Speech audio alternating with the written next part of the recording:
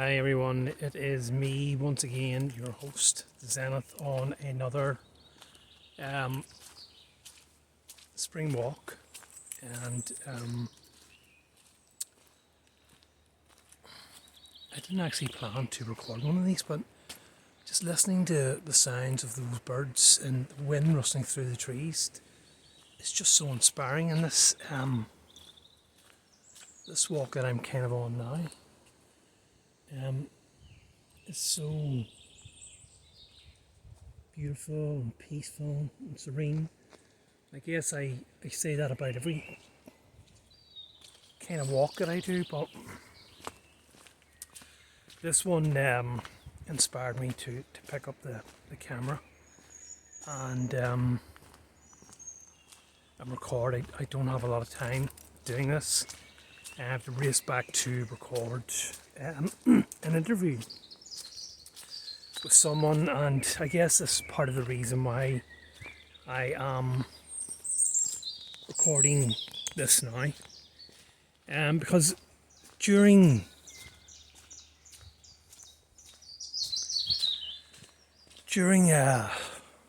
these series of interviews, these video interviews I've done,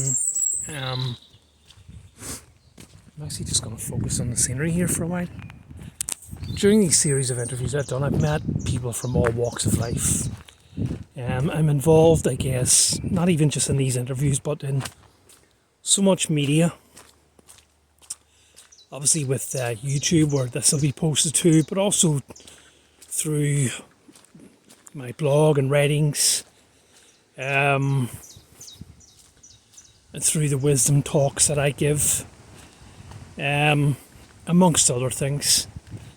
But they're the kind of three big ones for me. And I guess what I'm trying to say is I've met people from all walks of life, so many amazing people with so many stories to share, with so many teachings to offer and so many experiences to relate to, and everyone's kind of doing their own thing. Everyone, including this latest guest, who I'm really looking forward to interviewing. Everyone's kind of doing their own thing, and has got their own teachings to offer, and got their own modalities to go with. And excuse me for anyone who's heard this before, but it just kind of like all these kind of bubbles, if you like, or all these kind of little circles or orbs or pockets of water, if you want to call it that. And if we look at just even the video interviews that I've done, most of these guests have their own retreats or own courses or own teachings to offer, experiences to share, and helping other people who are attracted to them and attracted to their vibration. Then I guess when you look at the talks like the Wisdom app, there's so many people on there, so many creators giving different talks about what they're inspired to talk about on that particular day, or whenever they've decided to create that. And you'll find a lot of these people, myself included, have been guests on each other's talks, and so that's a community itself too. And I guess what I'm trying to relate this to is this, what I've talked about in different media, is this mass change in human consciousness that is occurring on our planet right now, that has been foretold for a very, very long time. It's gone under different names depending on which philosophy or teachings that you want to go by or are inspired to emulate. or indeed resonate with. It's been called the shift, the evolution of human consciousness, the human experience evolutionary upgrade, the shift to 5D, five-dimensional consciousness, the incoming fourth density. And I'm kind of I'm actually trying to get here my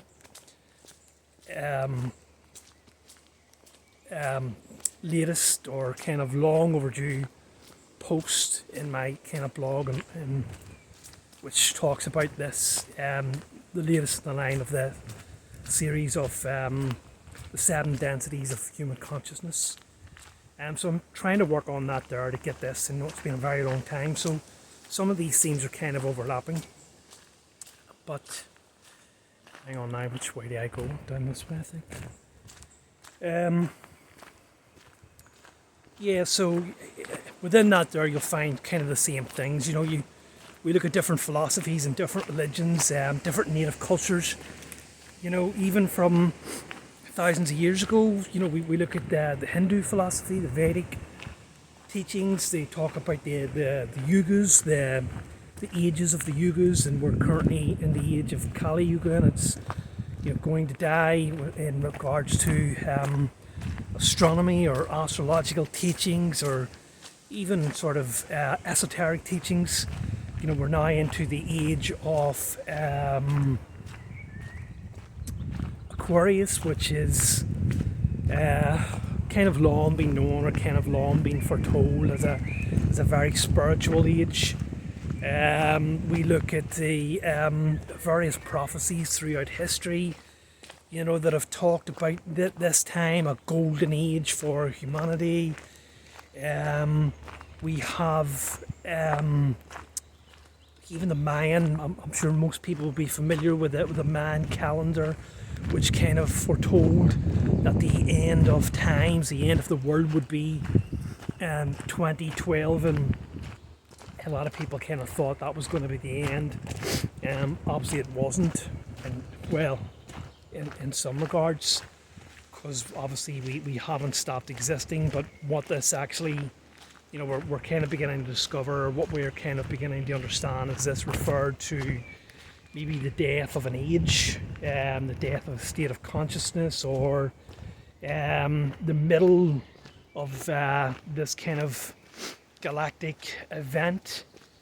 And you've had all them kind of naysayers who are the what doom predictors, the end is nigh. Right up until, I guess, and even kind of Native American and native culture, South American prophecies have long foretold about this time, and various cultures throughout the world. I'm not overly familiar with them all. I'm just reciting all of this off the top of my head. But I guess, anyway, enough of me, some more scenery. I guess, and I guess to combine this with, or even when we look at the Bible as a perhaps a classic, the book of Revelations, foretold the end of mankind, or a destruction of the earth, when only the good will be spared. So there's a lot to unpack in that, and a lot of archetypical themes, and a lot of kind of mysteries to be uncovered and unpacked within that. And then to combine this with, I guess, more modern kind of forms of teaching, or more modern talk of this, which is channeled information, which is information that has been received by people who channel, or people who have telepathic communications with higher dimensional beings, or extra dimensional or extraterrestrial beings. And I don't mean just kind of little green men, maybe what most people's idea of what an extraterrestrial, would be. We're talking about extremely advanced civilizations that have transcended to a large degree, transcended the barriers or the limitations of space and time, and are able to sort of visit or surround our planet in a way that we can't perceive, or maybe not can't perceive, but they're able to utilize abilities and what am I trying to say? They're able to utilize abilities and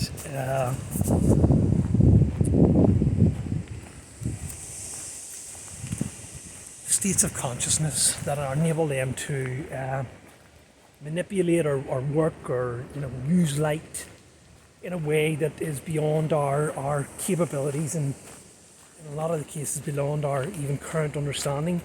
What I'm trying to say is their state of consciousness is at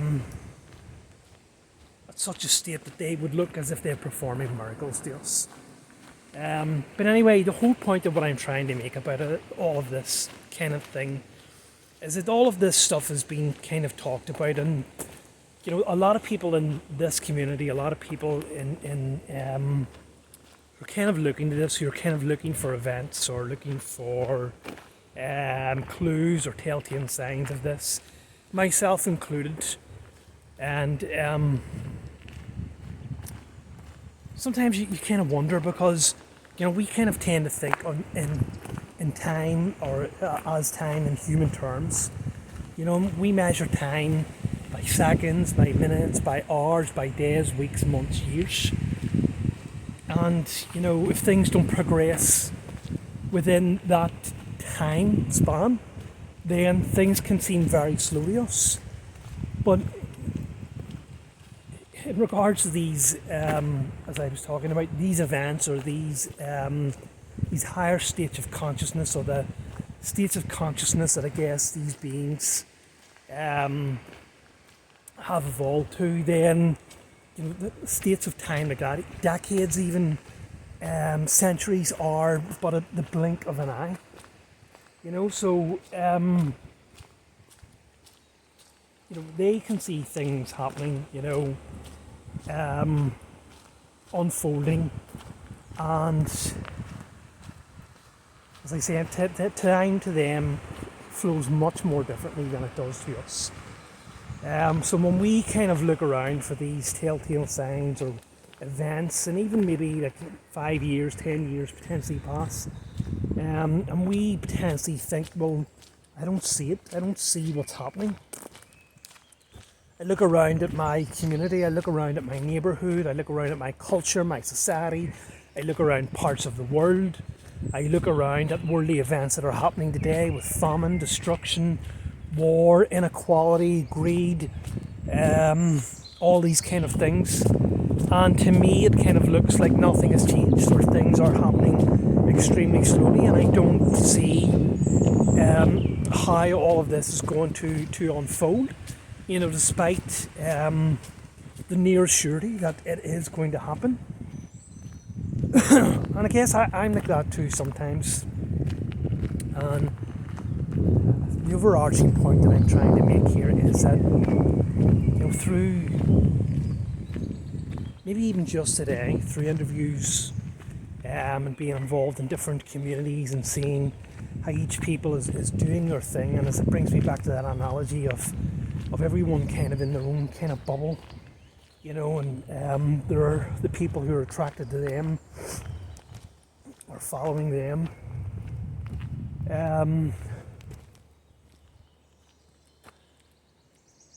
I guess their bubble, kind of their teachings kind of spread, and then we, as I said, we have different communities, and look, that's only just the kind of things that I'm involved in. I'm sure there's other things. There are online forums, for various teachings and various groups and stuff. And I guess what the pattern that I'm beginning to actually see here is that I'm actually beginning to see a pattern now. I'm beginning to see how each of these pockets, each of these beacons of light, each of these bubbles or spheres or pools of water, as they grow larger, I can see how, ultimately we're going to come into contact with each other in larger and larger ways. I think at the minute it's kind of like I don't know, just to use this analogy, we have cities under domes or something. And outside of that is an arid landscape or uninhabitable or landscape, or it is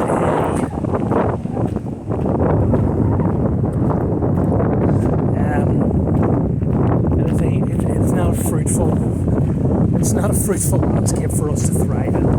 So we live under these domes, and currently we have these networks where we have these highways or railroads or even kind of like type of fiber optic cables, that enable connection to and from these. But as I said, as each of these pockets of light, as each of these cities or whatever you want to call it grow, then we're going to eventually come into contact with each other. And we're going to merge and form and grow bigger and bigger. I think that this is a great way of looking at how this shift is unfolding, how this golden age, this evolved state of human consciousness is currently is happening, unfolding. I can see that now. I can see that's how it is. It's just from our own kind of localized, our own kind of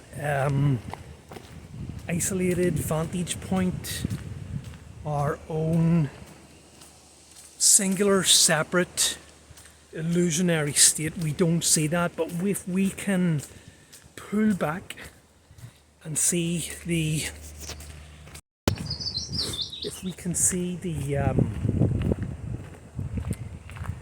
wood for the sometimes we can't see the wood for the trees, and so we need to take a step back. Somehow we need to pull back our awareness so that we can begin to see the overarching picture. We can begin to see the full tapestry. We can see how connections are being made, and we can see how this is growing. If you take another not so good analogy of a war, we have a general or something like that, or some sort of colonel, on the battlefield, and all he can see is his position and his or hers position, their position.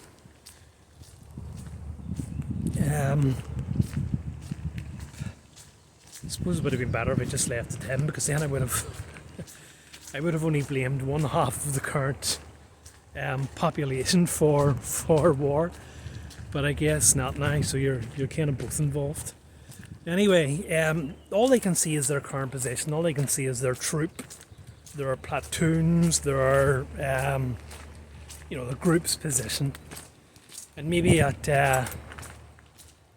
another stage of the battlefield. I'm getting sore. I have to switch to another thing. Maybe at another point on the battlefield, we have another, military leader with their own thing, But once again, they may be in radio contact with each other, but all they can see is the current landscape in front of them. But back in the war room, I guess, or wherever the hell that is, the top brass, the top dogs, they have a map, don't they? Even in a video game, we look at one of those, war-y ones, or real-time strategies. Should know this from playing some of them. We can either zoom away into a particular group or a particular unit's position, or we can zoom out and see the overall picture. And I guess, as I was saying, this is what they do. This is how they direct things. This is how they know how the tide is going in their favour or not. Because they can see the overall picture. They can see how each part or each person's role plays within that map, and they can see where the pieces are falling or where the pieces are going to unite. If they head in a certain position, and they direct their pieces. It's beginning to sound like a chess analogy here.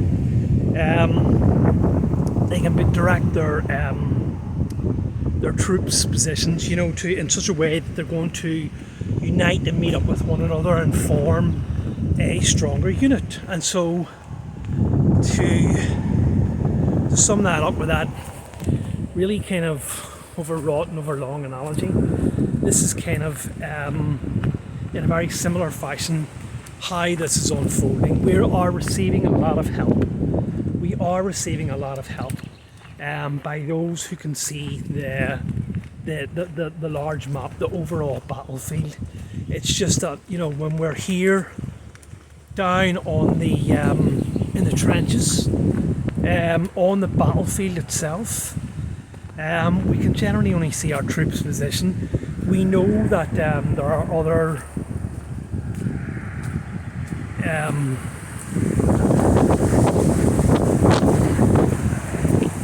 we know that there are other troops there. We know that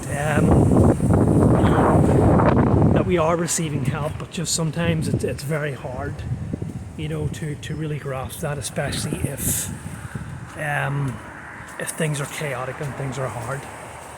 So that's just my kind of talk for the day. Hi.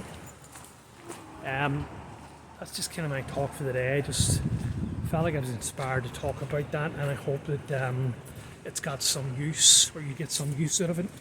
Maybe it's a little glimmer of hope, if you're a bit like me and you get a bit stuck and feel, no, I don't see this at any time, so I'm going to leave you there and rush off to do this interview, and hopefully it's going to be good. So, bye for now. Bye.